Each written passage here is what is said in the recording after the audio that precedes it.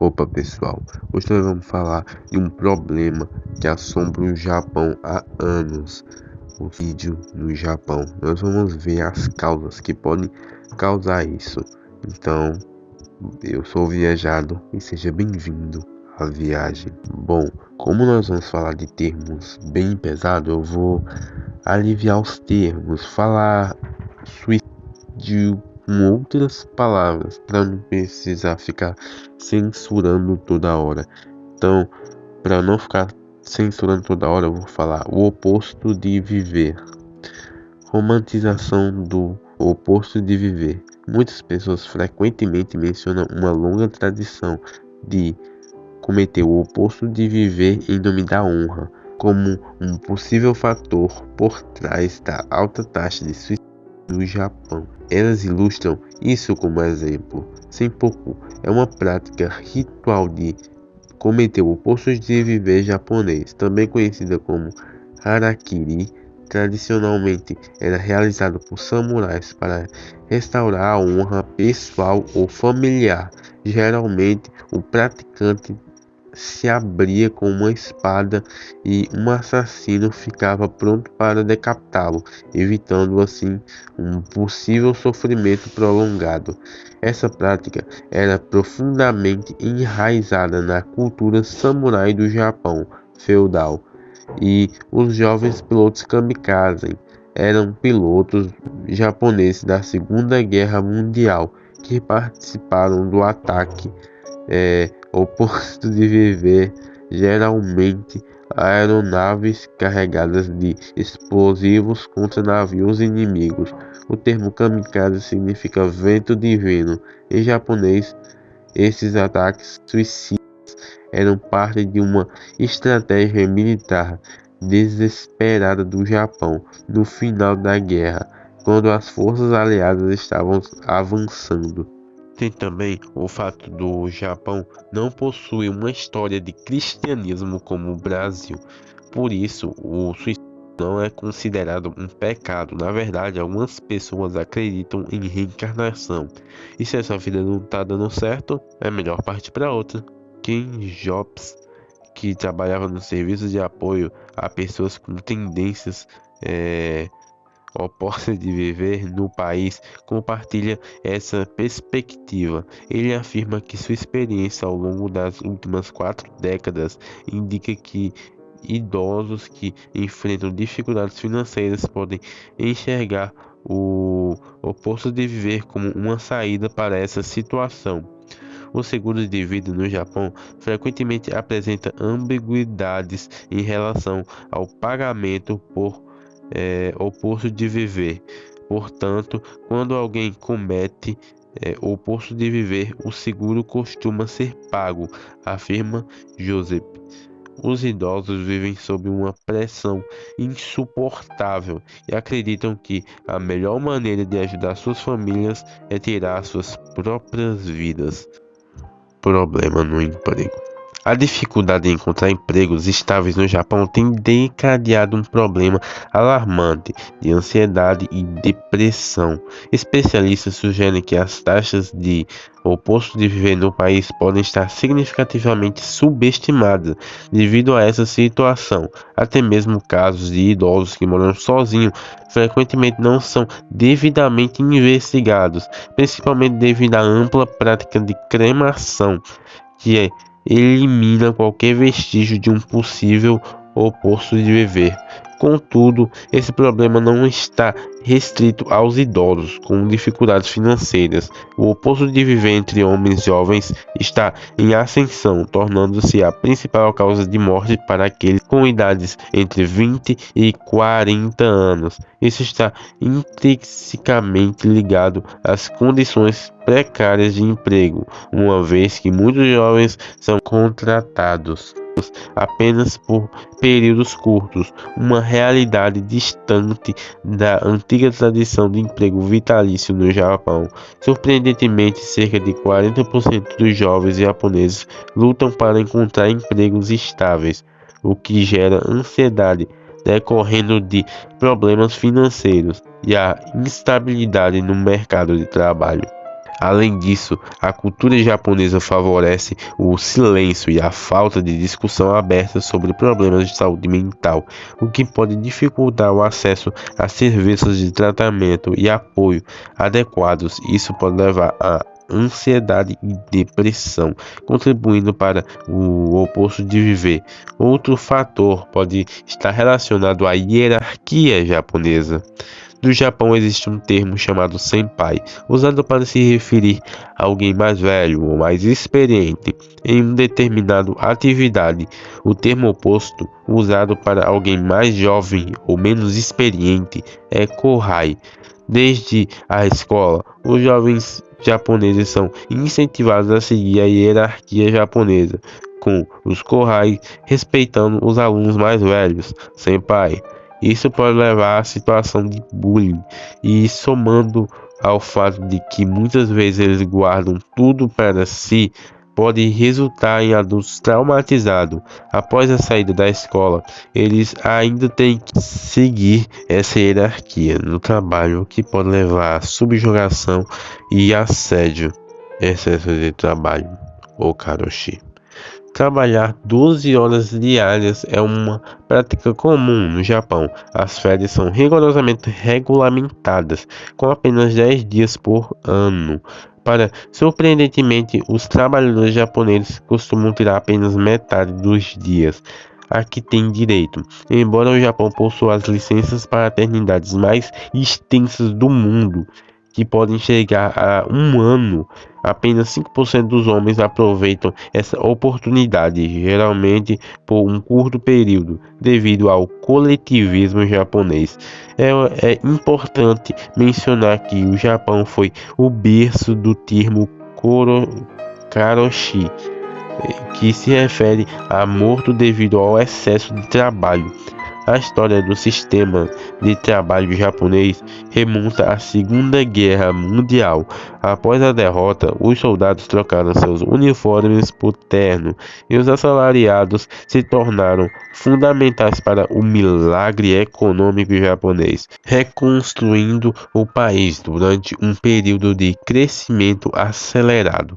Nesse contexto, as empresas precisavam de grandes contingentes de trabalhadores do sexo masculino, enquanto as mulheres, em sua maioria, desempenhavam o papel de secretárias e donas de casa. Após o casamento, os funcionários das grandes empresas eram recompensados com aumentos regulares de salário, benefícios generosos e emprego vitalício como forma de incentivo e lealdade. Consequentemente, os laços entre os trabalhadores e as empresas muitas vezes superavam os laços familiares. No entanto, essa dinâmica começou a se deteriorar, especialmente para os mais jovens e as mulheres. As empresas japonesas agora enfrentam dificuldades financeiras, não podem mais oferecer os mesmos benefícios e garantias a novos funcionários.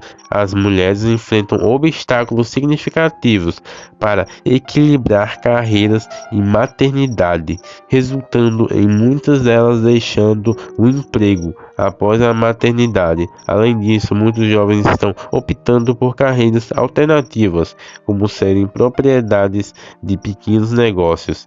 Essas mudanças não têm ajudado a melhorar a produtividade no Japão, que é a mais baixa entre os países do G7. Tanto o governo quanto as empresas reconhecem o problema e estão buscando a solução. Uma campanha chamada Koubis, iniciada em 2005, incentiva as pessoas a abandonar os trajes formais no trabalho, principalmente para economizar energia do ar-condicionado durante o verão. No entanto, a pressão por ambiente de trabalho mais saudável e equilibrado está crescendo, especialmente após casos de Korashi, com o O Poço de Viver de uma funcionária de Tantsu em 2015, que chamou a atenção do público e do sistema legal. Enquanto a economia do Japão continua a ficar estagnada e a população diminui, há uma escassez significativa de mão de obra, levando até mesmo as empresas conhecidas por seu rígido regime de trabalho a lutarem para recrutar funcionários. Executivos que sacrificam tempo com suas famílias em prol de suas carreiras agora estão questionando se valeu mesmo a pena. A cultura japonesa ainda valoriza a antiguidade em uma empresa mais do que a produtividade, com salários e promoções baseadas nesse critério e dificuldades legais para demitir funcionários incompetentes com contratos permanentes. Tem também os hikikomori. Uma pesquisa recente do governo japonês divulgou em 15 de abril revelou que aproximadamente 1,5 milhões de pessoas em idade ativa no Japão, o que é equivalente a cerca de 2% da população, vivem afastada da sociedade, sendo conhecidos como hikikomori. Esse grupo é composto por indivíduos que evitam atividades que envolvem interação social, como trabalho e escola.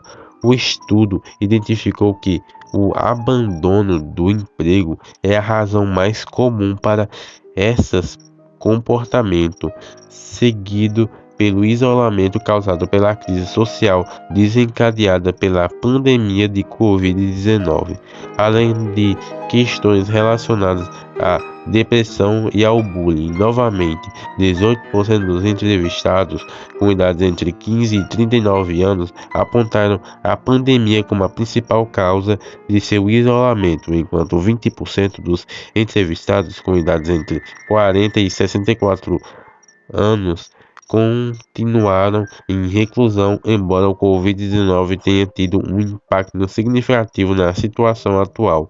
Um estudo de 2019 já havia previsto que 1,8% dos japoneses com idade entre 15 e 39 anos estavam vivendo isolados antes da pandemia. A partir de 2021, o governo japonês tem investido consideravelmente somas de dinheiro em aplicativos de namoro para iniciar os jovens e se encontrar e terem filhos, conforme relatado pela BBC. Essa mídia foi implementada para combater a preocupante queda nas taxas de natalidade. É importante destacar que os hikikomoris, em sua maioria, são do sexo masculino e frequentemente têm um histórico de abandono escolar ou tratamento psiquiátrico anterior. Além disso, o estudo revelou que 41% daqueles que adotam o isolamento já o fazem por 3 anos ou mais, o que os torna mais propensos a apresentar esses comportamentos, vícios e fatores de risco para o Poço de Viver. Perspectiva futura. Esses problemas podem piorar com o aparecimento de novas tecnologias, como metaverso e etc. Outro problema que pode contribuir para o Poço de Viver é o coletivismo japonês. Pressão social. O desejo de conformidade e harmonia pode criar uma pressão significativa para se encaixar nas expectativas da sociedade. Isso pode levar ao conformismo, excesso e à falta de expressão individual, estresse e saúde mental. A pressão para ter sucesso e atender às expectativas da família e da sociedade pode levar a altos níveis de estresse e problemas de saúde mental, como a síndrome de Karoshi, mortes por excesso de trabalho, dificuldades nas expressões de opinião. Em uma sociedade coletivista, pode ser difícil para os indivíduos expressar opiniões contrárias ou discordantes, o que pode limitar a criatividade e a inovação. Falta de equilíbrio entre vida profissional e pessoal. O fator compromisso com o trabalho pode resultar em longas horas de trabalho, afetando negativamente o equilíbrio entre a vida profissional e pessoal. desigualdade de gênero. Apesar de avanços na igualdade de gênero, a sociedade japonesa ainda enfrenta desafios em relação à igualdade no local de trabalho e nas responsabilidades domésticas.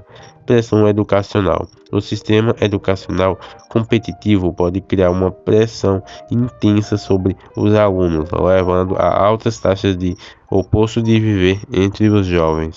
Como vocês puderam ver, o governo japonês não está de braços cruzados. Sempre que eu cito algum desses problemas, eu falo que o governo japonês está investindo para combater isso. Aí está aqui algumas mudanças que o governo japonês está fazendo para impedir o oposto de viver. Durante a pandemia, o Japão experimentou um aumento na taxa de oposto de viver pela primeira vez em 11 anos, com um total de cerca de 21 mil casos registrados. Mulheres e estudantes se destacaram como as principais vítimas, conforme dados do governo japonês divulgado pela revista Nikkei Ásia. Em resposta à crescente preocupação com a saúde mental da população, o governo do Japão estabeleceu o Ministro da Solidão, encarregado de desenvolver campanhas e políticas públicas para promover o bem-estar mental e prevenir o oposto de viver. Além disso, o ministro é responsável pelo apoio às pessoas que vivem sozinhas. Tetsushi Sakamoto, designado pelo primeiro-ministro japonês, assumiu a liderança desse ministro. Apenas uma revisão drástica do sistema de trabalho pode resolver essa questão. Solução paliativas não são eficazes. Acima de tudo, é crucial que a legislação facilite tanto as contratações quanto as demissões, permitindo que as pessoas mudem de emprego com mais frequência. Isso transforma as relações entre empregadores e empregados, aumentando a produtividade e diversificando os ambientes de trabalho. Tanto as mulheres quanto os homens se beneficiariam, como os pais, tendo uma participação mais ativa na criação dos filhos, com melhor perspectiva de trabalho. Casais poderiam ter mais filhos, abordando o problema do declínio populacional no país. Estamos vivendo um momento propício para mudanças. A economia está em uma boa forma e as empresas japonesas estão ansiosas para se adaptar a competir no mercado internacional. No entanto, ainda existem muitos políticos e executivos conservadores e relutantes. Além disso, muitos trabalhadores não estão acostumados a reivindicar seus direitos. O conservadorismo persiste de forma mais acentuada no setor trabalhista do que em qualquer outro. Embora mudanças tenham ocorrido, elas têm sido lentas. Outra coisa que o governo japonês está fazendo é aumentar uma pena para crimes como bullying e ainda está reforçando aplicativos de relacionamento para os jovens. Essas são só algumas mudanças que o governo japonês está fazendo.